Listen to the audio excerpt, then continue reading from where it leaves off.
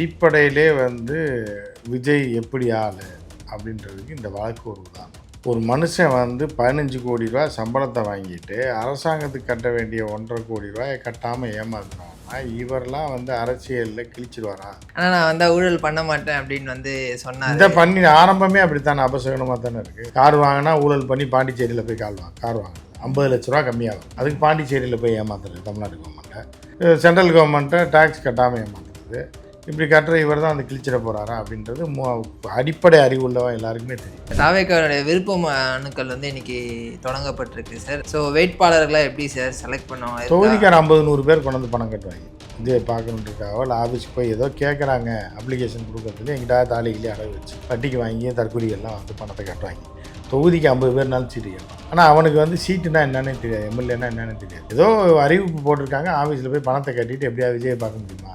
பொதுவாக விருப்ப மனு தாக்கல் பண்ணுறாங்க அப்படின்னா ஆல்ரெடி தலைமையிலேருந்தே செலக்ட் பண்ணி வச்சுருப்பாங்க ஒரு 4 பேர் 5 பேர், எப்படி அவங்களுக்கு தான் கொடுக்க போகிறாங்க அப்படின்னு எல்லாரும். அப்படிலாம் யாருமே இல்லைம்மா. 234 தொகுதியில் 10 பேர் வேணால் அவங்களுக்கு தெரிஞ்சவங்க. அப்போ மற்ற அரசியல் கட்சிகளுக்கும் இவங்களுக்கும் என்ன வித்தியாசம் சார்? அவங்களுக்கு எந்த வித்தியாசம்? மற்ற அரசியல் கட்சிக்கு என்ன வித்தியாசம் அப்படின்னா, மற்ற அரசியல் கட்சியில் கேண்டிடேட்டை காசு வாங்க மாட்டாங்க, இவங்க கேண்டிடேட்டை காசு வாங்க. மாற்றுலாம் சொல்லி அதான மாற்றம். திமுகவில் என்ன பண்ணுவாங்கன்னா, ஆளை செலக்ட் பண்ணி கட்சியில் இந்த காலம் இருக்கிறவங்களை செலக்ட் பண்ணி கட்சி காசு கொடுக்கும், நிதி செலவு பண்ணுறதுக்கு. பாஜகவும் அப்படி தான் கொடுக்கும், ஏடிஎம்கே அப்படி தான் கொடுக்கும்.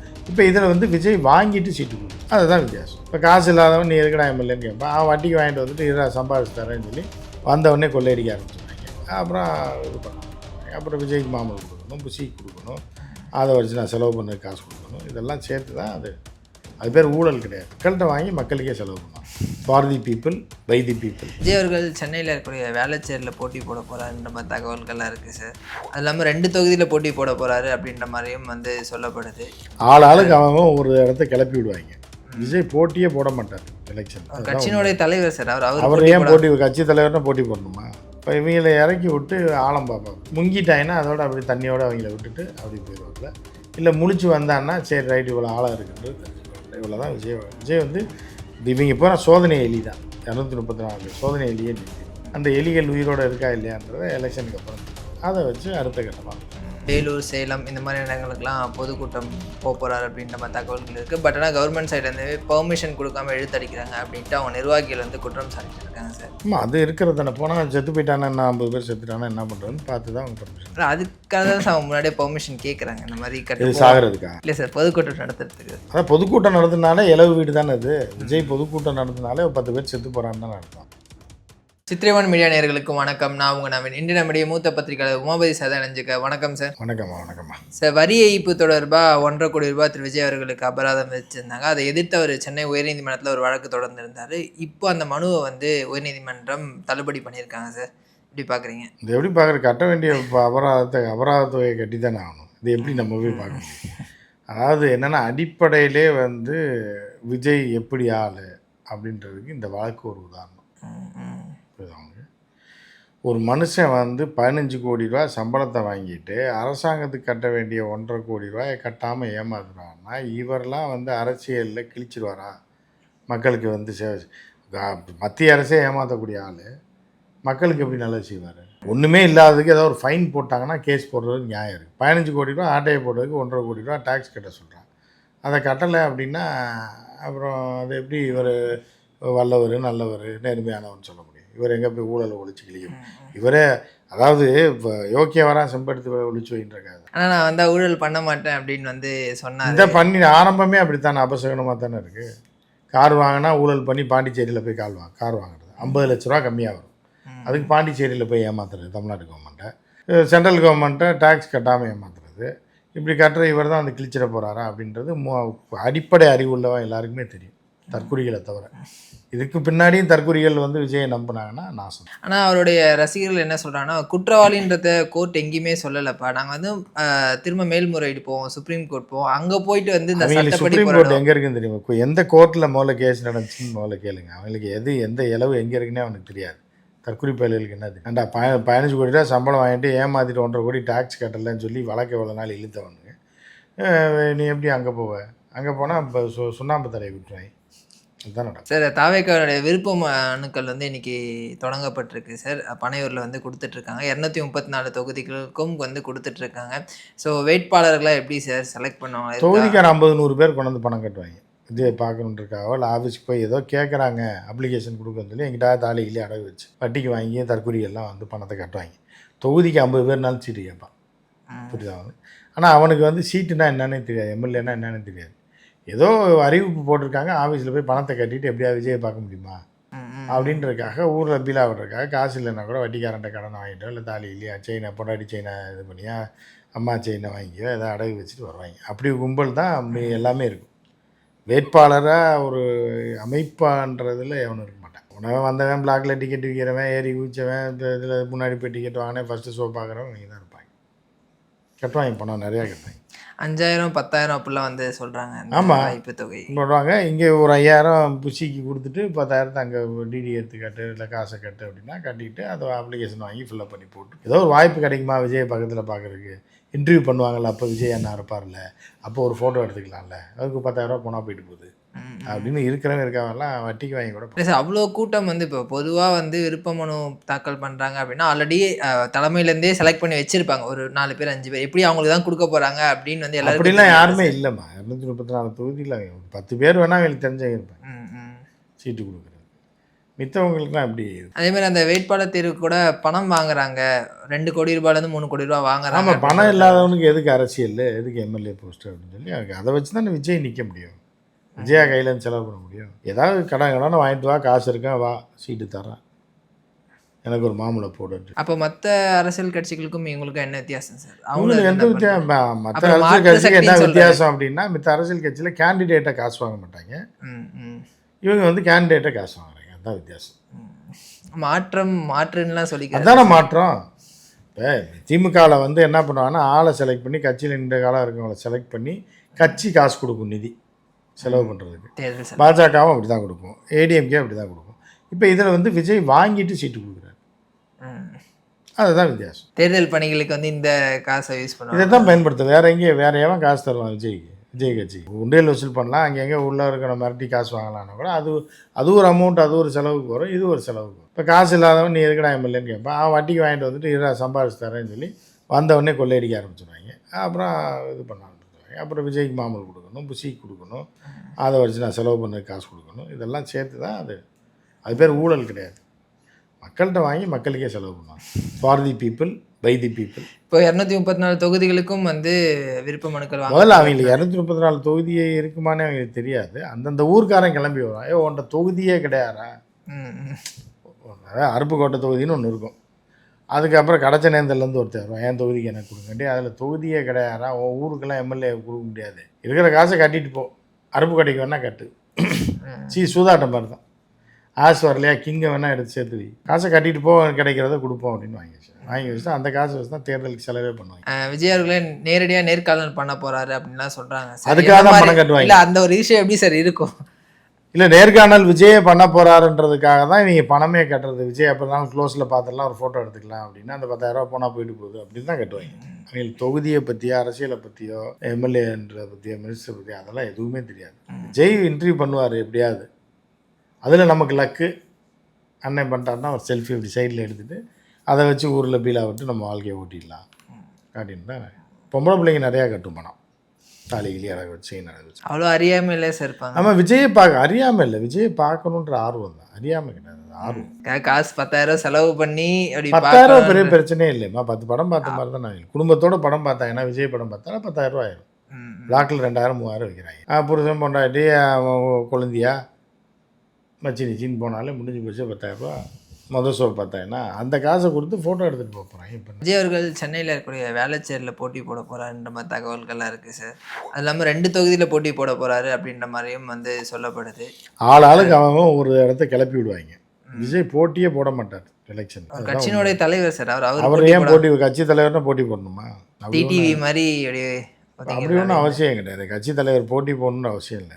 இப்போ ராமதாஸ் இருக்கார் ஐயா, அவர் போட்டி போட்டு இருக்காரு, அவர் பாட்டுக்கு எல்லாரையும் வச்சு மேனேஜ் பண்ணுவார். அதே மாதிரி தான் விஜய். அப்போ தொண்டர்களுக்கே வந்து ஒரு இது இருக்காது. அதான் எல்லாருமே விஜய்ன்ட்டார்ல, நீங்கள் விஜய் நானும் விஜய் எல்லாருமே விஜய்னு. ஆனால் விஜய் சொத்தை எழுதி வைப்பாரானா அதை எழுதி வைக்க மாட்டார்.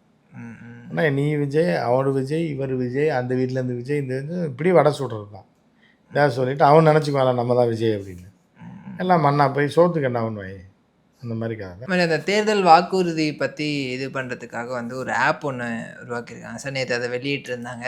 இன்டர்நெட்லேயே ஆரம்பித்து ஆப்லேயே ஆப் வச்சு அவங்களே முடிச்சிடுவாங்க. இல்லை, இது கிராமங்களில் போய் சேருமா சார் இந்த மாதிரி ஒரு விஷயம் இருக்குது அப்படின்றது? நகரங்கள்லேயே போய் சேராத, அப்புறம் கிராமத்தில் எங்கே போய் சேரும்? அவன் வந்து எல்லாம் விஜயை பார்க்கணும், ஃபோட்டோ எடுக்கணும், இதுக்காக தான் அந்த கட்சியில் சேர்றாங்க. விஜயை பார்க்கணும், விஜய் வந்து ஒரு இன்டர்வியூ பண்ணார்னா செல்ஃபி எடுத்துக்கலாம், 10,000 போயிட்டு போனால் போயிட்டு போகுது, 20,000 போனால் போயிட்டு போகுது அப்படின்றதுக்காக தான் வரானே தவிர அவங்களுக்கு எதுவுமே தெரியாது. விஜய்க்கே எதுவும் தெரியாது. விஜய் போட்டியும் போட மாட்டாப்புல. இப்போ இவங்களை இறக்கி விட்டு ஆழம் பார்ப்பாப்புல. முங்கிட்டாங்கன்னா அதோட அப்படி தண்ணியோடு அவங்கள விட்டுட்டு அப்படி போயிடுவாப்புல. இல்லை முழிச்சு வந்தான்னா சரி ரைட்டு இவ்வளோ ஆழம் இருக்குன்றது தெரிஞ்சுக்குவாப்புல. இவ்வளோ தான் விஜய் வந்து இவங்க போகிற சோதனை எலி தான். 234 சோதனை எலியை நிறுத்திடுவோம். அந்த எலிகள் உயிரோடு இருக்கா இல்லையான்றதை எலெக்ஷனுக்கு அப்புறம் தெரியும். அதை வச்சு அடுத்த கட்டமாக அதனால தான் கூட்டணிக்கு யாரும் வரலையா சார்?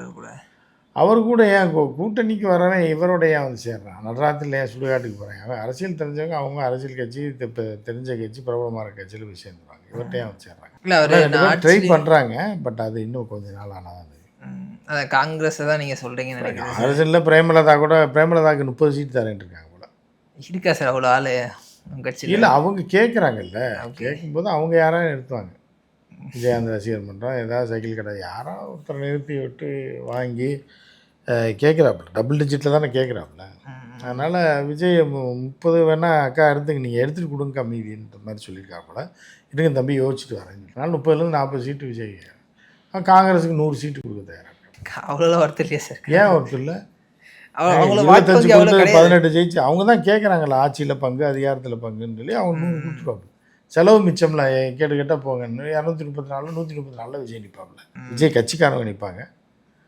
அதில் ஒரு 30 தொகுதியில் டெபாசிட் வாங்குவாங்க. மீதி எல்லாம் தாவேக்காவை ரொம்ப விமர்சனம் பண்ணுறதுல முதன்மையாக இருக்கிறது வந்து நாம் தமிழர் கட்சியை சார்ந்தவங்க சார். குறிப்பாக திரு சாட்டை துரைமுருகன் நேரடியான அவர் தனிநபர் தாக்குதல் வந்து பண்ணுறாரு, ரொம்ப ஆபாசமான வார்த்தைகளை வந்து பேசுகிறார் அப்படின்ற ஒரு குற்றச்சாட்டு இருக்குது. என்னதான் விஜய் அவர்கள் மீது கோபம் இருந்தாலும் இந்த மாதிரியான விமர்சனங்களை எப்படி சார் பார்க்குறீங்க? அது அவங்க இஷ்டம். அது 2 பேரும் அரசியல் கட்சி வச்சுருக்காங்க. இவர் அவரை வைகிறாரு, அவங்க ஆட்கள் இவரை வைகிறாங்க, அப்படியே போயிட்டு நம்ம என்னத்தை போய் பார்க்க. ஒரு முக்கிய நிர்வாகியாக அவர் வந்து நாம் இருந்துட்டு போகிறார். 2 பேரும் அரசியல் கட்சி தானே. 2 பேர் இது இவரை போட்டு காய்ச்சணும்னு அவங்க காய்ச்சுறாங்க, அவரை போட்டு காய்ச்சணும் இவங்க காய்ச்சுறாங்க. அது அவங்க 2 பேருக்குள்ள ஒரு பிரச்சனை. அது நம்ம என்ன பண்ண முடியும்? இல்லை, அது வந்து வெறும் பணம் வாங்கிட்டு அவர் வந்து பேசுகிறாரு. ஒரு வீடியோக்கு இவ்வளோ ஒருத்தர் அது வாங்கிட்டு பேசுகிறாரா வாங்கிட்டு பேசலையான்னு அவர்கிட்ட தான் கேட்கணும். அது அவங்களுக்குள்ள உள்ள பிரச்சனை. அவங்க பணம் வாங்கிட்டு பேசலையான்றது நமக்கு தெரியாதுல்ல.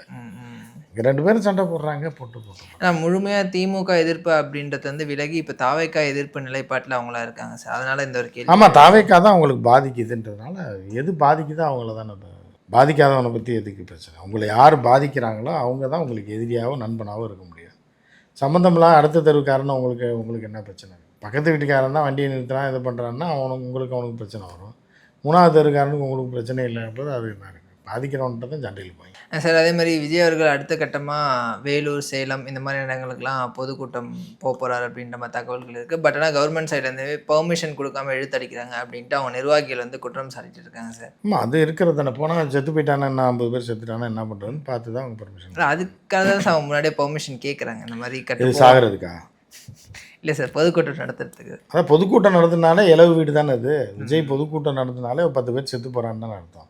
அதுக்காக தான் சாக வேணான்னு நினைக்கிறாங்க.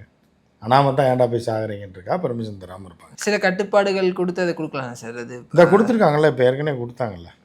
கட்டுப்பாடு ரோட்டில் நடந்த மாதிரியான கொடுப்பாங்க. அதே மாதிரி கட்டுப்பாடை வச்சு இப்போ போஸ்ட்டில் ஏறாத அளவுக்கு பார்த்து கொடுப்பாங்க. அது கொடுத்துருவாங்க, கடைசி நேரத்தில் கொடுப்பாங்க. எல்லாத்துக்கும் அப்படி தான் இருக்குது. பெர்மிஷன் வாங்கி தான் பண்ணணும். பெர்மிஷன் அப்ளை பண்ணியிருக்காங்க, கொடுப்பாங்க. எல்லா கட்சிகளும் வந்து கேட்டுட்டு தான் வாங்குறாங்க. பட் ஆனால் ரொம்ப இழுத்தடிக்கிறாங்க தாவேக்காக்கு மட்டும். ஆமாம், சாவு எண்ணிக்கை எத்தனை வரும்னு பார்த்து தானே கொடுக்க முடியும். எத்தனை பேர் வருவான், எத்தனை பேர் சாவான்னு இல்லை சார். ஒரு சம்பவம் அப்படி நடந்துச்சு அப்படின்றது எல்லாமே. அதுக்கு முன்னாடி உள்ள சம்பவத்தில் எவனும் சாகலையா? மொதல் கூட்டத்திலே 4 பேர் பைக்கில் அடிப்பட்டு செத்து போனாங்க. மாநாட்டுக்கு வந்து போனாமா? மதுரை போன செத்துட்டான். 2வது மதுரை மாநாட்டில் ஒரு 3 பேர் செத்தான். கரண்ட் கம்பியில் அடிபட்டு ஒருத்தர் செத்தான். பைக்கில் விழுந்து 2 பேர் செத்தாங்க. எல்லாம் சாவு எண்ணிக்கை இப்போ கடைசியில் ஹையஸ்ட் பீக் 41. அதோட பிரேக் ரெக்கார்டை அதே பிரேக் பண்ணிடக்கூடாதுன்னு தான் போலீஸ் பெர்மிஷன் தராங்க. மற்ற கட்சிகளுமே இந்த மாதிரி விஷயங்கள் இந்த நடக்குது. கட்சியில் எவனும் சாகவே இல்லை. இப்போ எவன் திமுகவில் கூட நேற்று திமுக ல உதயநிதி எவன் அவர்களுக்காக வந்து பேனர் அடிச்சு 2 பேர் வந்து 2 இறந்துருக்காங்க. பேர் தானே, 40க்கும் 2க்கும் வித்தியாசம் இல்லை. உயிர் ஒன்று தானே சார், எல்லாமே பேனர் கட்டு அதை தான் சொல்கிறேன். உயிர் ஒன்றுன்னு நீங்கள் நினைக்கிறீங்க, அவங்க நினைக்கலையே. அவங்க போலீஸ் என்னன்னா பெர்சன்டேஜ் பார்ப்பாங்க. 2 பேர் செத்துட்டாங்களா, சரி இதுக்கு ஒன்று அடுத்த டைம் பார்க்கலாம். 40 பேருங்கிறப்ப கொஞ்சம் ஹையஸ்ட்டாக இருக்குல்ல, அதனால் கொஞ்சம் பயப்படுவாங்க. அது தப்புனா ரெண்டுமே தப்பு தானே சார். அப்போ விஜய் அவர்களுக்கு ஒரு அது தப்போட அளவுகோல் இருக்குல்ல. சரக்கு அடிக்கிறவன் இருக்கான், ரோட்டில் வாந்தி எடுத்துகிட்டு ரோட்லேயே பிளாட்ஃபாரத்தில் படுத்துருக்கவனும் இருக்கான். 2 பேரும் ஒன்றா. ஒரு பீர் அடித்து வீட்டுக்கு போயிடணும், சரக்கை போட்டு பிளாட்ஃபாரத்தில் படுத்துருக்கணும் ஒன்றா. 2 பேரும் சரக்கு தான் டாஸ்மாகில் தான் வாங்குறேன். இதையும் அதையும் ஒன்றா சொல்லிடுவீங்களா? தேர்தலுக்கு இன்னும் 3 மாதம் தான் இருக்குது அப்படின்னும் போது இன்னும் அந்த கட்சியிலேருந்து எந்த ஒரு விஷயங்களுமே தேர்தலுக்காக வந்து இன்னும் அவங்க ஸ்டார்ட் பண்ணாமே இருக்காங்களே சார். பண்ணுவாங்க, டைம் இல்லையே சார். என்ன டைம் இல்லை உங்களுக்கு, என்ன பிரச்சனை? இன்னும் இல்லை சார், எல்லா கட்சிகளுமே அங்கே இப்போ சுற்றுப்பயணம் போகிறாங்க, பிரச்சாரத்தை தொடங்கிட்டாங்க. ஆனால் வந்து இப்போ நான் மாற்று சக்தி, நான் தான் வந்து அடுத்த முதல்வர்னு சொல்ல கிளம்புவார் விஜய் அவர்கள் இன்னும் ஸ்டார்ட் பண்ணாமல் இருக்காங்க. நல்ல நேரம் பார்த்து தான் கிளம்புவோம். இந்த பிப்ரவரி மாதம் வந்து சரியில்லை, சரியில்லைன்றனால மார்ச்சில் கிளம்புவோம். கவர் பண்ண முடியுமா சார் 230? அது அவங்க பிரச்சனை, அது நமக்கு என்ன இருக்குது? அது ஊருக்கே தெரிஞ்ச விஜய் கட்சியை கலைச்சிட்டு போகணுன்னு தான் எல்லாரும் சொல்கிறாங்க. இப்போ நீங்கள் தான் வருத்தப்படுறீங்க, நடத்த முடியுமா? உங்களுக்கு இருக்க பதட்டம் விஜய்க்கு இல்லை. அவ்வளோ தொண்டர்கள் அவருக்கு பின்னாடி தொண்டர்கள் இருக்கான், தொண்டர்கள் பின்னாடியே போவான், வண்டியில் அடிபட்டு சாவான், இல்லைன்னா வேணா இது பண்ணுவான். தொண்டர்கள் அவன் இந்த தொண்டர்களை வச்சு என்ன பண்ணுவீங்க? இப்போ யூஸ்லெஸ் ஃபெலோஸை வச்சுட்டு என்ன பண்ண முடியும்? தலைவனும் அப்படி தான், தொண்டனும் அப்படி. அதனால் ஏதோ பண்ணிட்டு போகிறேன். 2026 வரைக்கும் ஒரு ஆசை, எலெக்ஷன் நிற்கணும்னு ஆசைப்படுறாப்புல. 26 இப்போ எலெக்ஷன் வந்ததுக்கப்புறம் ஏப்ரல் மே மாதம் ஜூன் மாதம் ரிசல்ட் மே மாதம் வந்துச்சு அப்படின்னா திருப்பி படத்தில் நடிக்க போயிடுவாங்க. அடுத்த வருஷம் ஒரு 6 மாதம் ரெஸ்ட் எடுத்துகிட்டு திருப்பி அடுத்த படத்துக்கு போயிடுவோம். இல்லை, திரும்ப நான் போக மாட்டேன் அப்படின்றது தான் அவர் வேலைகளை சொல்கிறாரு. நாதஸ் திருந்திட்டான்னு யார் சொல்கிறா? நாதஸ் தானே சொல்கிறான், அடுத்தவன் சொல்லலை. இந்த மாதிரி தான் அவர் சொல்லத்தான் செய்வார். அதுக்கு என்ன? ஸோ அடுத்ததாக வந்து அவங்க இந்த எஸ்ஓபி வந்து அவங்களுக்கு ரொம்ப கடினமாக இருக்குது அப்படின்ற மாதிரி விஷயங்கள் வந்து சொல்லப்படுது. அதே மாதிரி திரு செங்கோட்டையன் பேசுகிற மேடைகள், ப்ரெஸ் மீட்லாம் வந்து எங்களுக்கு ஆல்ரெடி 30% நாங்கள் ஓட் பேங்க் வந்து வச்சுருக்கோம், இன்னும் கொஞ்சம் தான் மனுஷனை நம்பாமல் தான் ரூபா நோட்டை கண்டுபிடிச்சேன். பயமாராதா டைலாக் இருக்குது. மனுஷனை நம்பாமல் தான்டா ரூபா நோட்டு கண்டுபிடிச்சாங்க. இந்த மாதிரி இவங்களை நம்பாமல் தானே எலெக்ஷன் கமிஷனே கண்டுபிடிச்சாங்க. எலெக்ஷன் ஒன்று எதுக்கு வைக்கிறாங்க? ஆளாளுக்கு கதை விடுவாங்கன்றக்காக தான் எலெக்ஷன் வைக்கிறது.